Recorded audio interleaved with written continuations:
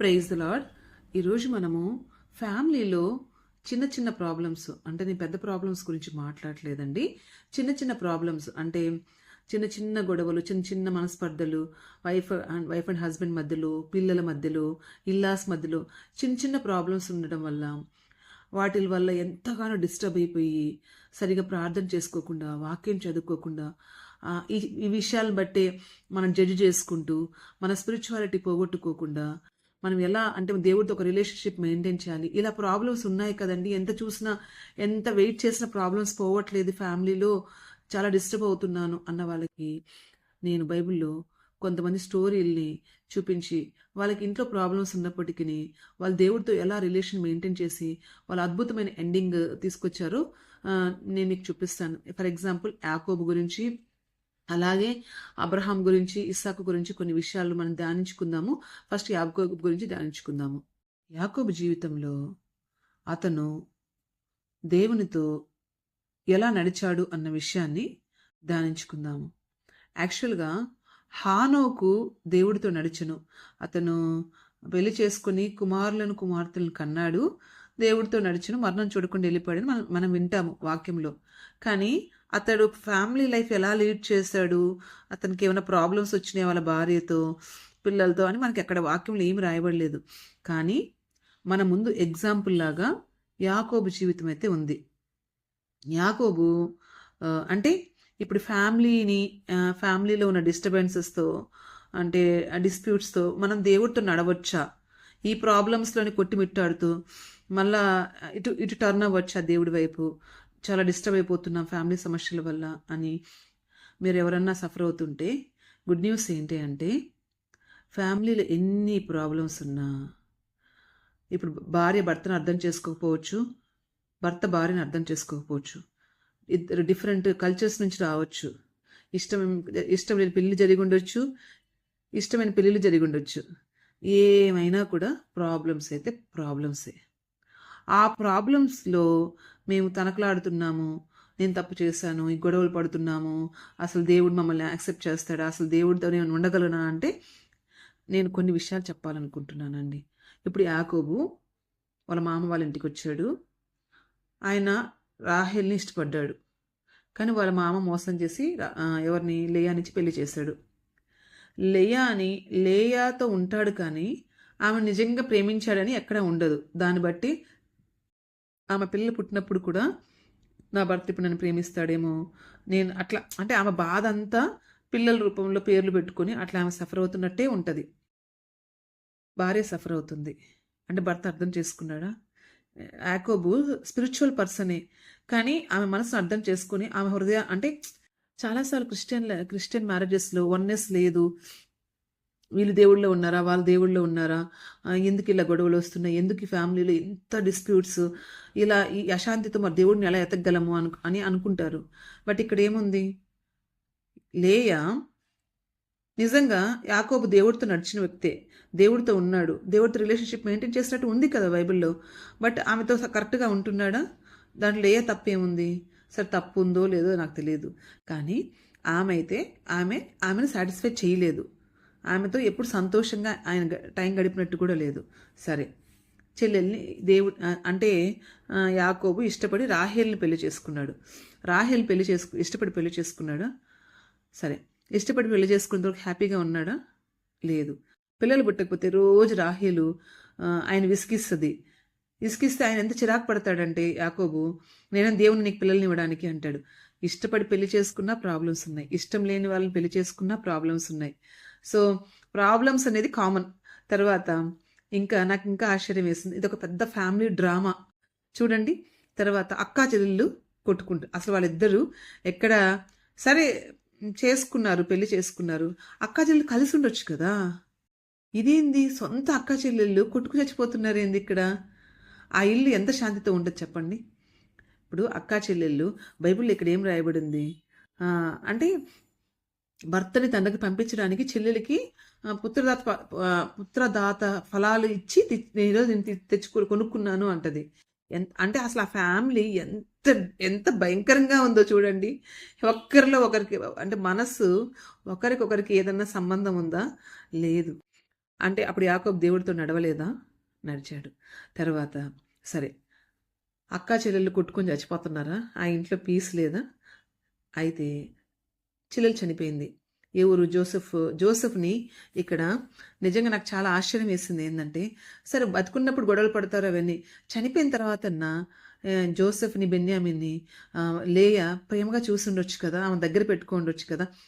నిజంగా సొంత చెల్లెలు పిల్లలు చనిపోతే ఇక్కడ ఆదికాండం 37 ఏమని రాయబడిందంటే, ఎవరితో ఉంటాడు ఈ యోసేపు? ఇక్కడ చూడండి 2వ వచనము. యోసేపు 18 వాడై తన సహోదరులతో కూడా మందను మేపుచు, అతడు చిన్నవాడై తన తండ్రి భార్యలైన బిల్హా కుమారుల యొద్దను జిల్ఫా కుమారుల యొద్ద ఉండెను. లేయ దగ్గర ఉన్నట్టుందా? లేయ తన బిడ్డల్లాగా చూసినట్టుందా? ఎవరు? సర్వెంట్స్కి ఎందుకు ప్రేమ ఉంటుంది జోసెఫ్ మీద? కానీ వాళ్ళ దగ్గర పెరిగాడంట. వాళ్ళ పెద్దమ్మైన లేయ దగ్గర పెరగలేదంట.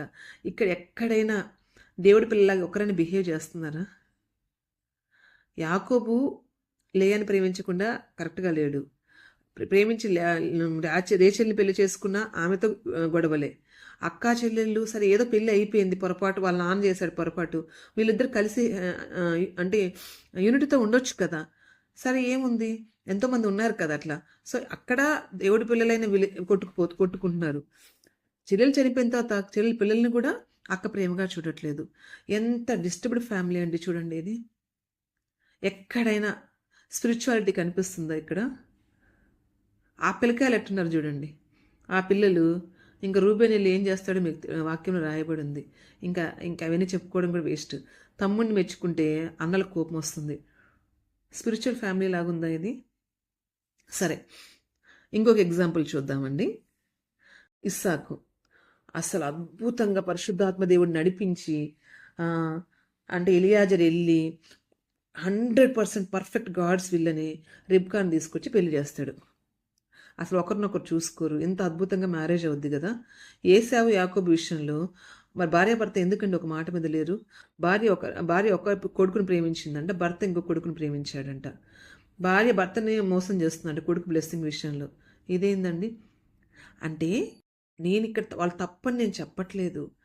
ఈ ఫ్యామిలీ డ్రామాలో ప్రాబ్లమ్స్ ఉంటాయి. ప్రాబ్లమ్స్ ఉన్నంత మాత్రాన మనం దేవుని లేము అని అనుకోవడానికి లేదు. ఎన్ని ఫ్యామిలీ డ్రామాలు నడిచినా అందరు దేవుని వెంబడించారు. అంటే ఈ పరిస్థితులు బట్టి మనం ఆగిపోకూడదు, గిల్టీ ఫీలింగ్లో ఉండిపోకూడదు. ఇప్పుడు గొడవ పడినా లైట్ తీసుకుని వెళ్ళి మళ్ళీ దేవుడి సన్నిధిలో కూర్చోవాలి. ఆ దేవుడు ఎట్లా యాక్సెప్ట్ చేస్తాడంటే, మరి అందరినీ యాక్సెప్ట్ చేస్తాడు కదా, మనల్ని కూడా దేవుడు యాక్సెప్ట్ చేస్తాడు. అంటే మీ స్పిరిచువాలిటీని పోగొట్టుకోవద్దు, అంటే అట్లా ఉండొద్దు అని నేను చెప్తున్నాను. ఇంకా అంటే ఈవెన్ అబ్రహాం పరిస్థితి కూడా అదే. అబ్రహాం శారా మంచిగా, ఆ శారా ఫస్ట్లో ఎంత సాక్రిఫిషియల్గా బిహేవ్ చేసిందో చూడండి. అన్నీ వదిలేసుకొని, దేశం వదిలేసుకొని తెలియని దేశాన్ని పిలిస్తే అబ్రహాంతో పాటు వచ్చేసిందా? సరే, వచ్చింది, బాగానే ఉంది. మరి కొడుకు విషయంకి వచ్చే లోపల హాగర్ విషయంలో కానీ, ఇష్మాయిల్ విషయంలో కానీ ఆమె ఎలా బిహేవ్ చేసింది? తన భర్తని ఆమె ఇచ్చి పెళ్లి చేసి మళ్ళీ ఆమె తిడుతుంది. అంటే వైఫ్ అండ్ హస్బెండ్కి ఎక్కడ 100% వాళ్ళ ఐడియాస్ కలవడానికి ఛాన్సెస్ లేవు. ఉండొచ్చు, కొన్ని విషయాలు కలవచ్చు, కొన్ని విషయాలు కలకపోవచ్చు. అంత మాత్రాన వాళ్ళు దేవుడి పిల్లలు కాదని కాదు, దేవుడితో ఉండలేరు అని కాదు. ఈ గొడవ, ఈ డ్రామాలే ఈ రిలేషన్, దేవుడితో రిలేషనే. అంటే ఇప్పుడు హస్బెండ్ దేవుని నమ్ముకుని రక్షణ పొందిన అబ్బాయి అయినా అతని బ్రాటప్ డిఫరెంట్, తన ఆలోచన విధానాలు డిఫరెంట్, తన అభిప్రాయాలు అభిరుచులు డిఫరెంట్. ఈ భార్య సేమ్, ఈమె డిఫరెంట్గా పెరిగింది. ఒక ఇండివిజువల్, పాతకాలంలో అంటే కొంత 12 ఏళ్లకు 14 ఏళ్ళకు పెళ్ళిళ్ళు అవ్వడం వల్ల వాళ్ళకి ఒక ఇండివిజువాలిటీ అనేది డెవలప్ అవ్వదు. సో వైఫ్ చాలా అడ్జస్ట్ అయ్యి ఉండేవాళ్ళు అనమాట. ఇప్పుడు ఏంటంటే బాగా ఏజ్ పెరిగిన తర్వాత మ్యారేజెస్ చేసుకున్నారు కాబట్టి అమ్మాయిలకి ఇండివిజువాలిటీ డెవలప్ అవుతుంది, అబ్బాయిలకి ఇండివిజువల్ డెవలప్ అవుతుంది. సో ఇద్దరు సేమ్గా ఉండాలి, ఒకేలాగా ఉంటారండి. ఎక్కడో 100కు ఒక 10% ఒకేలాగా ఆలోచిస్తారు, ఒకేలాగా బిహేవ్ చేస్తారు. కానీ దేవుని పిల్లలైనా కూడా 90% ఒకేలాగా ఆలోచించరు. గొడవలు ఉంటాయి. అంటే గొడవలు అంటే ఐ మీన్ టు సే కొట్టుకొని చచ్చిపోమని కాదు. అంటే ఒక ఏకాభిప్రాయం ఉండకపోవచ్చు. వాక్యానుసారంగా జీవిస్తున్నా కొన్ని ప్రాబ్లమ్స్ రావచ్చు, రాకుండా ఉండవని నేను చెప్పను. దాన్ని బట్టి మనము ఇంట్లో జరిగిన విషయాలను బట్టి మనం పీస్ పోగొట్టుకొని దేవుడితో ఒక రిలేషన్షిప్ మెయింటైన్ చేయకుండా అపవాది చేతులు మనం చిక్కుకోకూడదు. ఇవే, అవి అవే.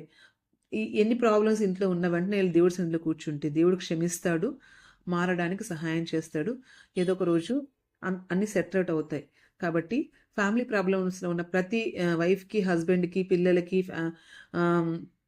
అందరికి నేను చెప్తుంది ఏంటంటే, దేవుడి దగ్గరికి వెళ్ళకుండా ఆగొద్దు. ఫ్యామిలీ ప్రాబ్లమ్స్ బట్టి నాకు ఇంట్లో పీస్ లేదు, ఎప్పుడు ఇంట్లో గొడవలు, ఏంది నాకు ఈ బతుకు, ఎందుకు నాకు ఈ బతుకొద్దు, అలా మాత్రం ఆలోచించొద్దండి. అందరికీ ప్రాబ్లమ్స్ ఉన్నాయి. ఆది కాండం నుంచి స్టార్ట్ చేస్తే అందరికీ ప్రాబ్లమ్స్ ఉన్నాయి. ఇప్పుడు కొత్త నిబంధనలో శిష్యుల మధ్య గొడవలు రాలేదా? వాళ్ళందరూ దేవుడి ఆత్మతో లేరా? ఉన్నారు. పౌలు పౌలు సీ పౌలు శీల కానీ, పౌలు బర్నమా కానీ వాళ్ళకి ఇష్యూస్ రాలేదు. పౌలుకి పేతురుకి ఇష్యూస్ రాలేదా? వస్తుంటాయి. దేవుడి సన్నిధిలో మనం క్షమించేసుకొని లైట్ తీసుకొని కొంచెం ఇదైపోయి వెళ్ళిపోతూ ఉండాలి. అలా మన స్పిరిచువల్ లైఫ్ మనం కాపాడుకోవాలి. మనమైతే అంటే నువ్వు ఇలా ఉన్నావు, నువ్వు దేవుడికి సరైన వ్యక్తివి కాదు, నువ్వు కరెక్ట్ విశ్వాసివి కాదు, ఇది గొడవ అయింది, లేకపోతే ఇలా మేనేజ్ చేయలేకపోతే నీ భార్యని, ఇలా మేనేజ్ చేయలేకపోతే నీ భర్తని, ఇలా మేనేజ్ చేయలేకపోతే నీ పిల్లల్ని అని, నువ్వు స్పిరిచువల్ కాదు, నువ్వెందుకు దేవుడి దగ్గర పోవడం వేస్ట్, అసలు నీ క్రిస్టియన్ లైఫే వేస్ట్ అంటే అది శత్రువు చెప్పే మాటలు. వాటిని మాత్రం వినొద్దండి, మోసపోవద్దండి. దేవుడి దగ్గరికి నిర్భయంగా, నిర్మోహమాటంగా దేవుడి దగ్గరికి వెళ్ళి నీ సమస్య చెప్పుకొని దేవుడితో మీ రిలేషన్షిప్ అని మెయింటైన్ చేయండి. ఇలా చేయడం వల్ల దేవుడు మనం రీచ్ అవుతాం, మన సిచ్యువేషన్స్ మార్చుకుంటాం. మనం మార్చాలని ట్రై చేస్తే, మనం భార్య మార్చాలని ట్రై చేసిన, మనం భర్తల్ని మార్చాలని ట్రై చేసిన, మనం పిల్లల్ని మార్చాలని, మన అత్తమామని మార్చాలని ట్రై చేసిన, మన ఆడపడుచులు మార్చాలని ట్రై చేసిన ఒకరినొకరు ఎవరు మార్చకపోగా ఆ ప్రయత్నాలు ఇంకా గొడవలు ఎక్కువ అవుతాయి. మన ప్రయత్నం చేసి అది విఫలమైనప్పుడు ఇంకా మన పెయిన్ ఎక్కువ అవుతూ ఉంటుంది అనమాట. సో అవన్నీ చేయకుండా దేవుడి దగ్గరికి వెళ్ళి నా బలహీనతలు ఇవి, నాకు వస్తున్న ప్రాబ్లమ్స్ ఇవి, సో నువ్వు నాకు సహాయం చేయి, అంతే. అక్కడెక్కడ వదిలేసి ముందుకెళ్ళడానికి దేవుడి సహాయాన్ని అందించే వాళ్ళగా మనం ఉండి మన ఆత్మీయ జీవితంలో మనం ముందుకు సాగే వాళ్ళగా ఉండాలని దేవుడు కోరుకున్నా. మరి అలాగా ఉందామా? Praise the lord.